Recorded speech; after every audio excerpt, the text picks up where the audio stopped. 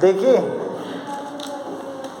अपनी बातचीत चल रही थी आपके फर्स्ट पेपर में, जो कि रीतिकालीन काव्यधारा के अंतर्गत जो कवि हैं उन्हीं कवियों को आपके सिलेबस में रखा है।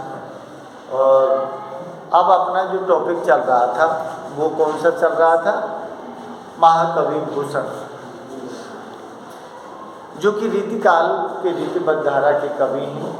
और भूषण ने अपने काव्य को जो लिखा है, जिसमें शिवराज और छत्रसाल दशरथ जो काव्य रचना लिखी है, और एक शिवा भामनी लिखी है।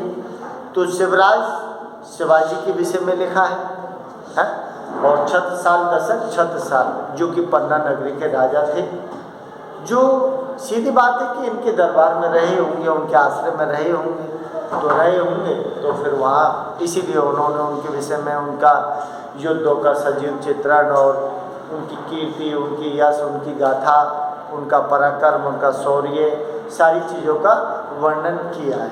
लेकिन इनके काव्य को पढ़ने से ऐसे लगता है जैसे इनके अंदर देश प्रेम और राष्ट्रीय भावना जो है ना वो कूट कूट के भरी हुई है।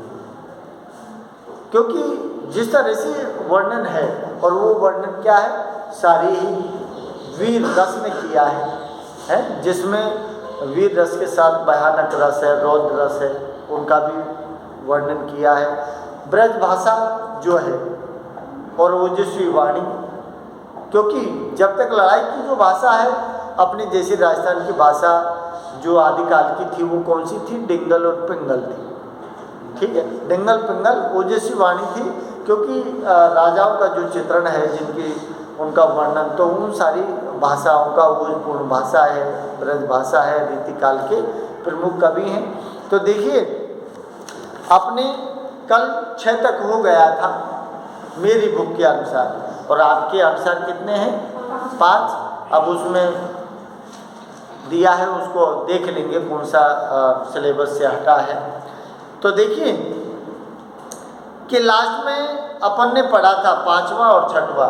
तो 5वें में क्या दिया था कि जो रानी महारानी थी, जो रानी महारानियाँ शिवाजी के विषय में सुनती थी, राजा तो पहले ही भाग गए थे, अब उनकी रानियाँ हैं ना वो भी इधर उधर भाग रही थी, तो उनके विषय में लिखा था। और सारा का सारा जो है पद्य में क्या है? यमक अलंकार, एक एक शब्द जो है उसको 2-2 बार रिपीट किया है, और दोनों बार ही उसका भिन्न अर्थ दिया है। जैसे दिया था कि घोर मंदिर के अंदर रहने वाली घोर मंदिर के अंदर रहती है, तो यहाँ भी मंदिर है, उधर भी मंदिर है। एक मंदिर का मतलब महल से है, एक मंदिर का मतलब जंगल से है। तो इधर भूखंड दिया था और उधर भी भूखंड दिया था। एक भूखंड का मतलब है कि जो सुख आनंद जो है, जिसमें अनेक अच्छी चीज़ों का भोग करती थी, जिसमें चाहे खाना हो, चाहे कोई फल फ्रूट हो। और दूसरे कंदमूल का फल क्या था कि जो जड़ थी पेड़ों की, उन्हीं जड़ों की ओर इशारा किया है। अब देखिए, एक विजन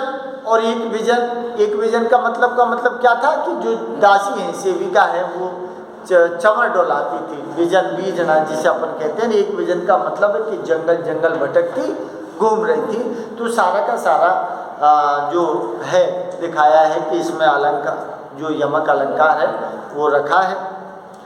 तो देखिए, दूसरा जो आपने पढ़ा था जिसमें दिया था कि अतर गुलाब चौबत चंदन, इसका मतलब सारी ही सुगंधित जो प्रसाधन होते हैं स्त्री के, वो सारी सुगंधित चीज़ों को स्त्रियां अर्थात रानी लगाती थी। लेकिन अब जो दिया है, अब वो खान पान इत्र वगैरह परफ्यूम वगैरह लगाकर छोड़कर वो जंगल जंगल भटक रही हैं।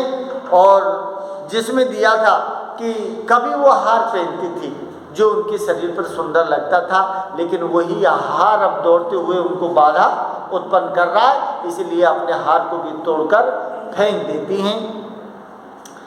तो ऐसे जो कभी नाशपाती खाती थी, नाशपाती एक फल है ना, नाशपाती खाती थी, लेकिन अब वो क्या खा रही है? वनस्पति का मतलब है वनस्पति, जंगल की जो वनस्पति है ना, उसमें कुछ भी जो आ रहा है उसको खाती हैं। अब देखिए अगला जो पद दिया है, क्या दिया है? सौंदे को आधार किसमिस जिनको आहार, 4 अंक लंक मुख चंद के समान।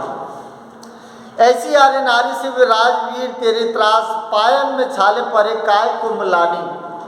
ग्रीष्म की तपती की विपत्ति ने कान सुनी, कंज की कलीसी बिन पानी मुरझानी है। तोर के छरासो अक्षरासी यूं निचोर कहे, तुमने कहते कंत मुक्ता में पानी है। देखिए क्या दिया है, सौंदे को आधार, सौंदे को आधार, इसका मतलब सौंदे, सौंदे क्या है? सौंदे का मतलब है कि जो सौंदी सौंदी खुशबू है ना, इसका मतलब है खुशबू। सौंदे का आधार क्या लगाया है उन्होंने? खुशबू से लगाया है। अरे जब ऊपर आया है अतर गुलाब चोबत चंदन, तो सीधी बात है कि सौंदे का आधार तो था ही। इसका मतलब सौंदे को आधार, इसका मतलब कि रानी जो थी ना, वो रानी हमेशा सुगंधित पदार्थों से सुवासित रहती थी, तो सौंदे का आधार थी महारानी। समझ रहे हो आप? सौंदे का आधार क्या थे?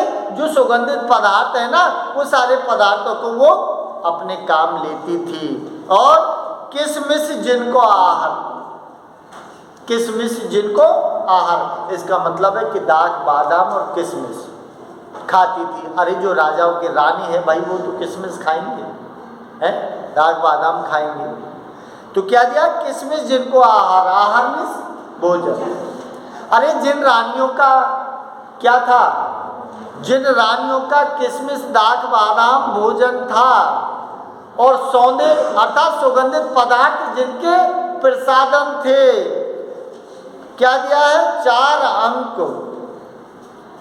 4 अंक। 4 अंक का मतलब क्या है? लंक, 4 अंक लंक दिया है। 4 अंक लंक का मतलब है पतली जो नायिका की कमर की ओर इशारा होता है। 4 अंक लंक, 4 अंक क्या दिया? 4 अंक लंक। इसका मतलब कि जो रानी थी वो रानी किसमिस का भोजन करती थी, और बहुत सारे जो सुगंधित पदार्थ हैं वो उनका सुवासित करती थी, और जिनका शारीरिक सौंदर्य जो दिखाया है उसमें पतली जो कमर दिखाई है, उसके लिए 4 अंक लंक दिया है। कि रानी क्या थी? शारीरिक सौंदर्य के साथ पतली कमर की थी, और क्या दिया है? मुख चंद के समान, और जिनका मुख चंद्रमा के समान है। मुख चंद, अरे मुख चंद, क्योंकि वैसी भी सुंदरता के लिए उपमान चंद्रमा को ही बनाया जाता है।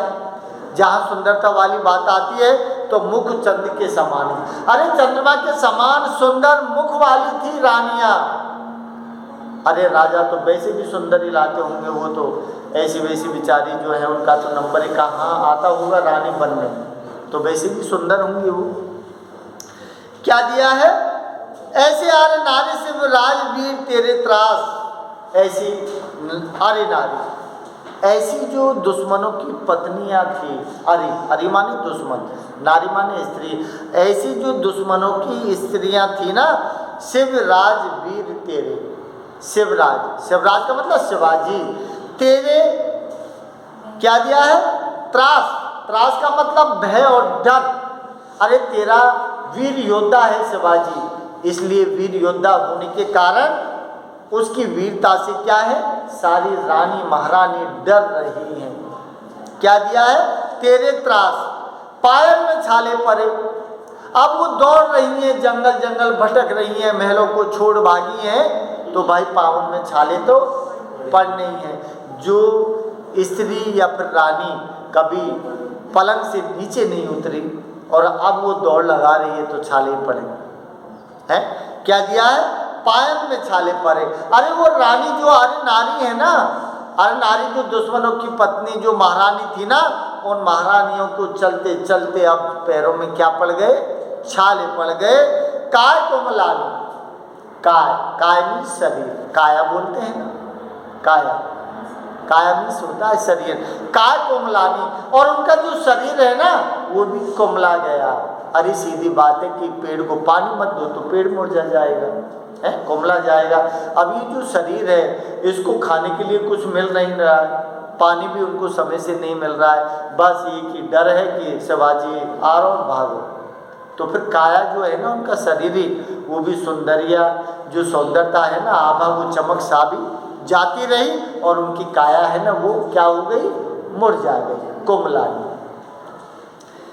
क्या दिया है, गिरीशम की तप्ती की विपत्ति ने कान सुनी, कंज की कलीसी बिन पानी मुरझानी है। ग्रीष्म की तप्ती की विपत्ति ने कान सुनी।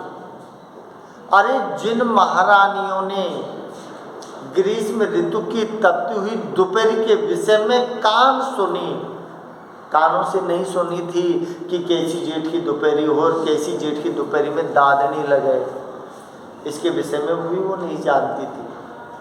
अरे कभी सुनी नहीं, जो महलों में रही है वो कहाँ से सुनेंगी, सुनेंगी क्या, नहीं सुनेंगी। इसीलिए क्या दिया, ग्रीष्म की तपती। अरे ग्रीष्म की तपती का मतलब है ग्रीष्म ऋतु की तपती हुई जो धूप थी ना, उस धूप के विषय में भी वो नहीं जानती थी। क्या दिया है कि विपत्ति, विपत्ति, विपत्ति का मतलब विपत्ति, और विपत्ति क्या है, जब दुख होता है, जब विपत्ति होती है। अरे कौन सा दुख, कैसी विपत्ति आएगी ग्रीष्मी ऋतु में, उसके बारे में तपती हुई दोपहर के बारे में उनने भी नहीं सुना था। न कान सुनी, न माने नहीं, कान सुनी का मतलब है कि जिन्होंने कभी तपती हुई दोपहरी ग्रीष्म ऋतु के विषय में नहीं सुना था। क्या दिया है, कंज की कलीसी, कंज, कंज की कलीसी, कंज माने कमल की कली के समान, कंज की कली दिया है। कंज माने है कमल, कि कमल की कली के समान सी बिन पानी। अरे जिसे भाई जब तक पानी में होता है ना कमल, तो कमल की नाल बढ़ती है, और कमल की नाल बढ़ते बढ़ते कमल का फूल भी बढ़ जाता है। लेकिन जब पानी घटता है और पानी सूखता है ना, तो कमल की जो कली है ना वो कोमला जाती है, मुरझा जाती है ना। तो यहाँ क्या दिया, कंज की कलीसी। अरे जो कभी रानियां कैसी थी, कंज की कली के समान थी। इसका मतलब कमल की कली के समान सुंदर कभी जो रानियां थी ना, अब क्या हो गई, बिन पानी मुरझानी, बिन पानी। अरे जैसे कमल में पानी नहीं है, और पानी नहीं होने के कारण जैसे कली मुरझा जाती है ना, ठीक वैसे ही क्या हो गई, रानियां मुरझा गई। इसका मतलब है कि खाना पीना कुछ मिल नहीं रहा है, और खाना पीना नहीं मिल रहा है तो फिर शरीर पर आभा नहीं रहेगी, चमक नहीं रहेगी, तो मुरझा जाएगी। क्या दिया है, तोर के छरासो अक्षरासो, तोर के छरासो अक्षरासी यो निचोरी कहे, निचोरी यो कहे। निचोरी का मतलब क्या होता है, निचोड़ना। निचोड़ने का मतलब है कि जो कुछ है वो खत्म है। अपन कपड़े से पानी में धोते हैं तो निचोड़ते हो ना पहले, क्यों निचोड़ते हैं, कि इसका पानी निकल जाए, कुछ शेष नहीं बचे। तो उनकी काया में भी कुछ शेष नहीं बचा है, निचोड़ गई है। क्या दिया है, तोर के छरासो अक्षरा। अब ये छरार अक्षरा जो शब्द दिया है, ये कौन सी चीज़ की ओर इशारा किया है, तोर के छरा सो अक्षरा। इसका मतलब जैसे किशमिश होती है, या फिर जैसे अपन कहें कि अंगूर होता है, सुना है, कहते हैं काफ़ी भाई अंगूर को सुखाने के बाद वो किशमिश बन जाती है ना, वही चीज़ है ये कि छरासो अक्षरासी निचोड़ कहे। अरे जो छरासो, छरासो का मतलब जो अंगूर के समान थी, है, जो किशमिश के समान थी। अरे किशमिश जो अच्छी होती है, अंगूर भी अच्छा होता है, तो अंगूर किशमिश के समान थी, लेकिन अब क्या बन गई, अक्षरासी। अरे अब अंगूर से वो सूख कर क्या बन गई, अक्षरा। अर्थात अब उनमें रस नहीं है, इसलिए सूख कर वो किशमिश बन गई। क्या दिया है कि अक्षरासी यो निचोड़, अरे जैसे अंगूर है और अंगूर का रस जब निकल जाता है, निचुड़ जाता है ना, तो अंगूर का रस निचुड़ने के बाद वो क्या बन जाता है, किशमिश बन जाती है ना। ठीक उसी तरह से जो रानी है, महारानी है ना, उनकी काया जो थी वो मुरझा गई है और वो अक्षरा के समान हो गई है। क्या दिया है, तुमने कहते कंत मुक्ता में पानी। अब वो दुहाई दे रही हैं किनकी, शिवाजी वीर राजा की, कि भाई मत मारे, तेरा हाथ जोड़ दे, हैं कि मत मारे, तेरा हाथ जोड़ दे। क्यों, क्या दिया कि तुमने कहते, अरे तुम्ही ने तो कहा था। क्या कहती हैं रानियां, अरे शिवाजी राजा, क्योंकि हिंदू धर्म है शिवाजी का, है। और ये कौन की पत्नी दिखाई है, ये बादशाहों की, जो मुगल बादशाह थे उन्हीं से तो भिड़े थे शिवाजी। इसीलिए क्या दिया, तुमने कहते कंत मुक्ता, अरे तुम्ही ने तो कहा था कि जो पति होता है, कंत दिया है, कंत, कंत माने होता पति या स्वामी, कि तुम कहते कंत में पानी, पानी में होती है इज्जत। इसका मतलब कि एक औरत की इज्जत कहाँ है, उसके पति में है। समझ लो आप, इसका मतलब कि एक पत्नी के द्वारा पति की इज्जत करनी चाहिए, पति को मान सम्मान देना चाहिए। समझ लो आप, तो फिर पति की पूजा करनी चाहिए, है। लेकिन बात ये भी तो है कि पति पूजा लायक हो तभी तो होगी, है। अब मान ले पति पूजा लायक ही ना है, वो श्याम की गए ढोला मारो पिया हो, है, तो फिर उल्टो का करोगे, वहाँ की पूजा कर दे वो, है, तो दिक्कत है ना। अरे भाई जिसके समान जो है, तो अगर देवत तो पूजा वाली बात है, तो फिर सीधी बात है कि पति में देवता का रूप भी होना चाहिए, देवत के गुण भी होनी चाहिए, है, मान मर्यादा भी होनी चाहिए, तो पूजा होगी। और नहीं तो भाई कतई ना हो, ये कलयुग है, जब देवता की पूजा ना हो या जमाने में, तो फिर कौन करेगा। इसीलिए क्या दिया है कि तुमने कहते, इसका मतलब रानियां क्या कहती है कि हे शिवाजी राजा, कि तुमने ही तो कहा था, तुमने कहते, अरे तुमने ही तो कहा था कंत मुक्ता, मुक्ता मीन्स मोती मणि के समान है स्वामी।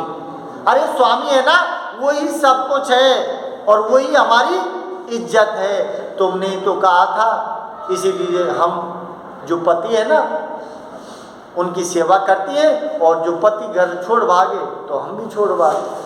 तो हम अब क्या मांगती हैं, वो दुआएं मांगती हैं और अपने पतियों की रक्षा के लिए निवेदन कर रही हैं कि हमारे जो पति है ना, वो हमारे प्राण आधार हैं, हमारे पतियों को तुम छोड़ दो, उनको जीवन दान दे दो। ये था आपके पद। समझ आई बात? आगे